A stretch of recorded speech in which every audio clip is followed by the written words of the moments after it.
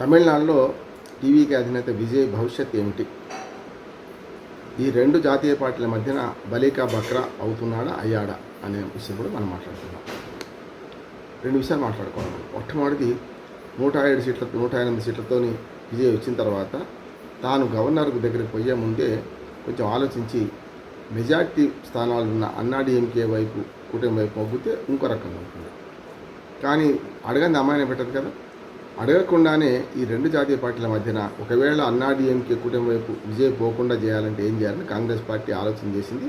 వెంటనే అనాలోచితంగా అంటున్నాం. కానీ బీజేపీ కూటమి అయిన బీజేపీకి అందులో ఉన్న అన్నాడీఎంకే కూటమిపై విజయ్ పోతే ఆటోమేటిక్గా ఈ తమిళనాడు కూడా కాషాయ రంగం అద్దుకుంటుంది.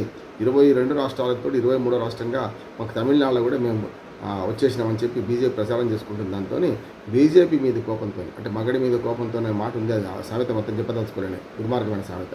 కనుక అట్లా ఇప్పుడు ఇటు పక్కన డీవీకేకు మద్దతు చేస్తూ కాంగ్రెస్ పార్టీ నిర్ణయం తీసుకున్నది. పార్టీ నిర్ణయం తీసుకుందా లేదా ఇప్పటికీ క్లియర్గా లేదు. ఎందుకంటే ఇప్పటికీ ఏఐసీసీ ప్రకటించలేదు, అక్కడ టీపీసీసీ ప్రకటించలేదు, అక్కడ తమిళనాడులో కూడా. అంటే ఈ రెండు చూస్తే ఎమ్మెల్యే సంతకాలు పెట్టింది. అంటే దీనివల్ల ఏమైంది?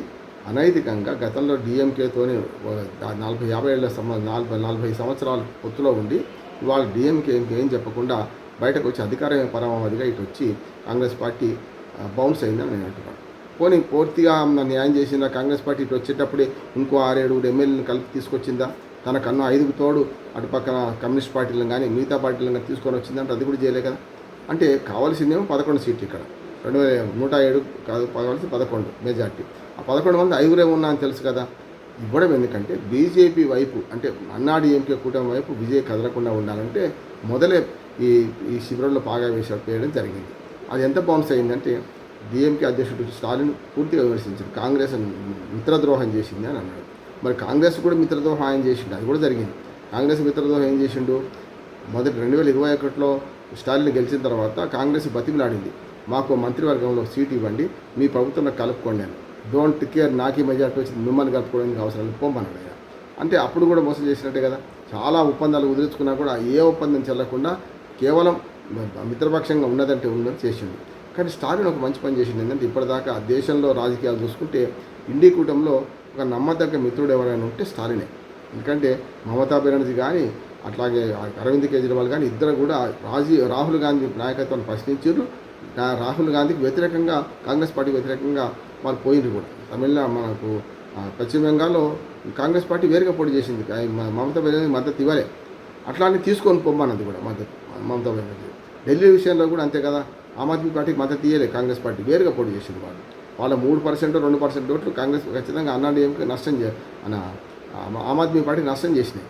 అట్లానే హర్యానాలో మనకు కాంగ్రెస్ పార్టీకి నష్టం చేసింది ఆమ్ ఆద్మీ పార్టీ. అంటే ఇవన్నీ రాజకీయాలు చూసుకుంటే మనకు తమిళనాడులో స్టాలిన్ ఒక నిజంగా నమ్మదగ్గ మిత్రుడు రాహుల్ గాంధీకి.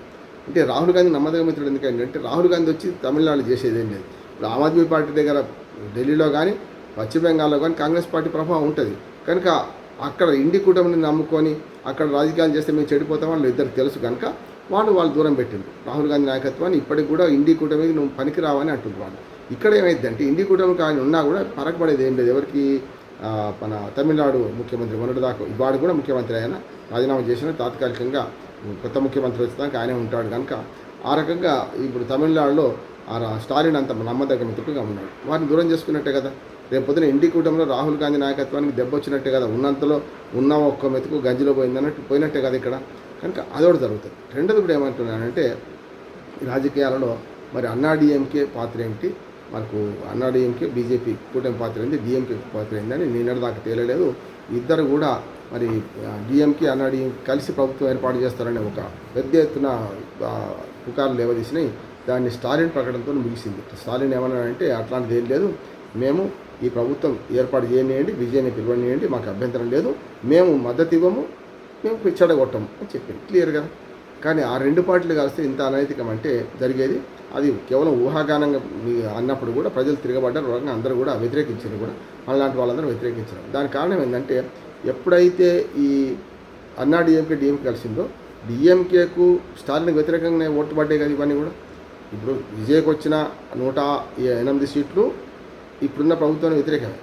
అట్లానే అన్నాడీఎంకేకు మిత్రపక్షాలకు కలిపి వచ్చిన 59 సీట్లు దానికి వ్యతిరేకమే కదా. మరి అటువంటప్పుడు ఈ రెండు పార్టీలు కలిస్తే మరి దాదాపు 50 పుట్టినప్పటి నుంచి, అంటే రెండు పార్టీలు వేరే పడినప్పటి నుంచి వేరువేరుగా పోటీ చేస్తూ ఆనాడు కరుణానిధి వర్సెస్ ఎంజి రామచంద్రన్, తర్వాత కరుణానిధి వర్సెస్ జయలలిత, మళ్ళీ ఇప్పుడు తర్వాత స్టాలిన్ వర్సెస్ వారసుడిగా ఇటు పక్కన అన్నాడీఎంకే పార్టీ పోటాపోటీ ఉన్నాయి కదా. అటువంటిప్పుడు ప్రజల కోరిక మేరకు స్టాలిన్ కూడా ఓడించింది కదా. ప్రజల అభిప్రాయాన్ని మన్నించకుండా రెండు పార్టీలు కలిసి విజయనాగం చేస్తా అనుకుంటే మాత్రం అప్పటికి కూడా అన్ని పార్టీలు కలవాలి. అంటే రెండు కూటములు పూర్తిగా కలిస్తేనే 120 సీట్లు అయితే. ఈ 5 పోయినా సరే, 5 సీట్లు కాంగ్రెస్ పార్టీది టీవీకేకి పోయినా అప్పుడు కూడా మరి 120 సీట్లు కావడానికి గగనం అవుతుంది. అంటే ఎంత 118, ఓ 2 సీట్లు తేడా. అటువంటి అప్పుడు ఏమైందంటే ఇంత హంగు రావడం వల్ల ఈ జరుగుతున్న క్రమంలో చూసుకుంటే టీవీకేను ఈ రెండు పార్టీలు, జాతీయ పార్టీలు ఒక రకంగా బలికా బక్రాగా మార్చినాయని నాకు అనిపిస్తుంది. ఎట్లా బలికా బక్రా మార్చినాయి అంటే, ఇవాళ కాంగ్రెస్ పార్టీ మద్దతు ఇచ్చి ఊరుకున్నది, మరి మిగతా వాళ్ళేమో నిండడం లేదు. ఏం చేయాలి? ఇప్పుడు కాంగ్రెస్ పార్టీ కూడా ప్రయత్నం మొదలుపెట్టింది చేసి మొత్తం మీద చేద్దామని. కానీ కాంగ్రెస్ పార్టీ ప్రయత్నం చేసి కమ్యూనిస్టులను కానీ ఇతరత్ర కూడగట్టుకుని 117, 118 స్థానాలకు తీసుకొచ్చినా రేపు పొద్దున తుమ్మితే ఊడిపోయే ముక్కులాగానే ఉంటుంది తప్ప ఈ విజయ పార్టీ ముందరబడేది లేదంటున్నారు. గతంలో కేజ్రీవాల్ను చూసాం కదా. కాంగ్రెస్ పార్టీ విత్డ్రా చేసుకోగానే కేజ్రీవాల్ ప్రభుత్వం పడిపోయింది. అట్లాగే అజిత్ పవార్ ప్రభుత్వం కూడా గతంలో మనకు మెజార్టీ లేకుండా 80 గంటల్లో పడిపోయింది చూసినాం. అట్లానే ఒకవేళ చిన్న కోపం వచ్చినా ఎవరైనా ఇద్దరు మిత్రులు కనుక ఇందులో నుంచి పోతే అది కమ్యూనిస్ట్ పార్టీ కావచ్చు, లేకుంటే ఏదైనా కాంగ్రెస్ పార్టీ అట్లా ఉన్నా సరే ఒక ఇద్దరు కనుక వ్యతిరేకిస్తే ప్రభుత్వం పడిపోతుంది. మరి మళ్ళీ మొదటికి వస్తుంది కదా. కనుక చిన్న పార్టీలు నమ్ముకొని ఈ 10 మందిని నమ్ముకొని కనుక విజయ్ పోతే ఖచ్చితంగా ఆయన కుక్కతో ఒక పట్టుకొని గోదావరి వీధినట్టు అవుతుంది, నష్టమైంది అంటున్నాడు ఒకటి. రెండవది ఇంకో ఆప్షన్ ఏముంది ఆయనకు అంటే, ఇప్పుడు ఆల్రెడీ ముందడుగు వేసిండు, వాళ్ళ మద్దతు లేఖతో సహా ఎవరైనా సమర్పించండు. ఇప్పుడు అది విడిచిపెట్టి కొత్తగా లేఖ ఇవ్వాలంటే కొంత సందిగ్ధం ఉంటుంది. ఎట్లా అంటే అన్నాడీఎంతో కలవాలని అనుకున్నాడు అనుకోండి, ఆయన సైద్ధాంతికపరమైన శత్రువు అన్నాడీఎంకి అన్నాడు కదా, సైద్ధాంతికపరమైన శత్రువు అన్నాడీఎంకి అన్నాడు కదా. కనుక ఇటు కలవలేడు. పోనీ బీజేపీని పక్కన పెట్టి అన్నాడీఎంకే కలుస్తుందా అంటే దానికి కూడా అవకాశం ఉంది. కానీ నిజంగా చెప్పాలంటే విజయ్ చేయాల్సిన పని మొట్టమొదటిగా గెలవగానే తెల్లారి చేయాల్సిన పని అన్నాడీఎంకే వాళ్ళతో కలవాల్సిన పరిస్థితి ఉండే. అంటే తాను ఊహించిందంటే అన్నాడీఎంకేలో చీలిక వస్తుంది, ఒక 30 మందికి పైగా బయటకు వస్తారు, నాకు మద్దతు ఇస్తాం అనుకుంటారు. అది కూడా కాలేదంటున్నాను. ఆ కుట్ర కూడా జరిగిందంటున్నారు. విజయ్ తెలిసిందా లేదా తర్వాత సంగతి. కానీ అన్నాడీఎంకేలో ఒక మాట ఏమొచ్చిందంటే, ఈ పళనిస్వామిని నమ్ముకొని ఎన్ని రోజులు ఉంటాం, అధికారంలోకి వస్తాం కదా, 4 మంత్రి పదవులు వస్తాయి కదా, 4 కాకపోతే 6 ఇస్తారు, సమస్య లేదు. ఇవాళ 25 మంత్రి పదవులు తీసుకోవచ్చు, 234 ఉంటే 20 పైగా అంటే 24 మంత్రి పదవులు తీసుకోవచ్చు. కనుక 24 మంది మంత్రి పదవులు అంటే ఆటోమేటిక్గా కొంతవరకు తీసుకోవచ్చు కదా.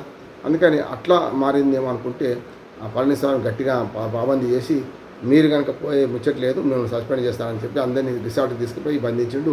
ఇప్పుడు అందరు ఎమ్మెల్యేలు ఎవరి రిసార్ట్లో వాళ్ళు ఉన్నారు.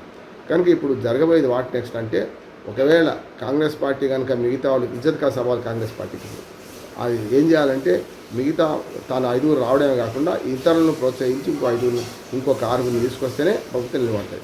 అంటే 117 అనుకుంటే కూడా ఇప్పుడు 112 ఉన్నాయి కాంగ్రెస్ పార్టీతో సహా ఇంక తీసుకురావడం, అదొక మార్గం. అదైనా సరే అది తుమ్మితే ఊసిపోయే ముక్కులాగానే ఉంటుంది, దినదిన గండం 100 ఆయుష్లాగా ఉంటుంది ఆ ప్రభుత్వం. ఒకవేళ ఇటు పక్కన ఇప్పుడు కాంగ్రెస్ పార్టీ నాగం చేసేసి మీ మద్దతు వద్దాయి అని చెప్పి అన్నాడీఎంకే మద్దతు మోడీకి ఒక ఫోన్ కాల్ చాలు, ఎవరు విజయ్ చేసి నన్ను ఆదుకోండి అంటే ఆటోమేటిక్గా మాకు ఒకటే సీటు కదా, మాకు పోయేది ఏం లేదని చెప్పి అన్నాడీఎంకే మొత్తం అంతా ఒకే ఏకమొత్తంగా ఇటు మద్దతు ఇచ్చే అవకాశం ఉంటుంది. అప్పుడు ఈ రెండు పార్టీలు కలిసి 108 సీట్లతోనేమో 107 అయితే, అప్పుడు 107 సీట్లతోనేమో ఇటు కాంగ్రెస్ టీవీకే, అట్లానే మిగతా 59 మిత్రపక్షాలతోని ఆటోమేటిక్గా 206 స్థానాలతో మనకు ఈ మొత్తం పూర్తిగా మనకు 184 స్థానాలతో 106 ప్లస్ 59 166 స్థానాలతో పటిష్టంగా ప్రభుత్వం ఉంటుంది. 2/3 మెజార్టీ కూడా ఉంటుంది. కనుక సమస్య రాదని నేను అనుకుంటున్నాను. ఒకవేళ అట్లా చేస్తారా లేదు, ఈ మొత్తం ఎపిసోడ్కి ఎప్పుడు తెరబడుతుంది అంటే, గవర్నర్ గారు సంతృప్తి పొందాలి, 118 స్థానాలు విజయకున్నట్టు సంతృప్తి పొందిని చేస్తారు. లేకపోతే నాకు ఇంతకంటే మార్గం లేదంటే ఆటోమేటిక్గా మరి ముఖ్యమంత్రిగా ఆయనను సింగిల్ లార్జెస్ట్ పార్టీగా పిలవడం తప్ప ఇంకో మార్గం అయితే లేదనుకుంటున్నాను. చూద్దాం ఏం జరుగుతుందో. బలికా బక్రా అవుతారా లేకపోతే నిజంగా విజేతగా నిలుస్తారా?